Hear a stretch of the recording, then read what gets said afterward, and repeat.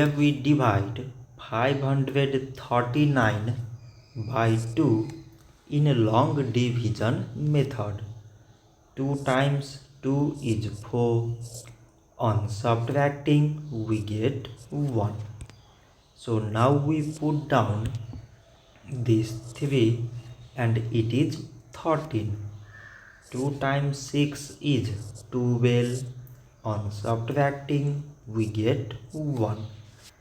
So again we put down this 9 and it is 19. 2 times 9 is 18. On subtracting we get 1. So now this 1 is less than 2 and there is no other number to put it down.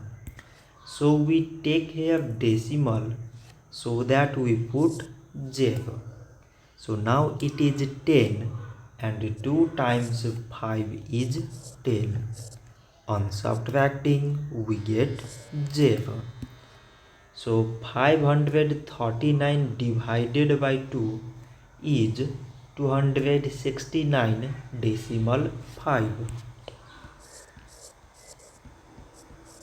So this much for today and thanks for watching.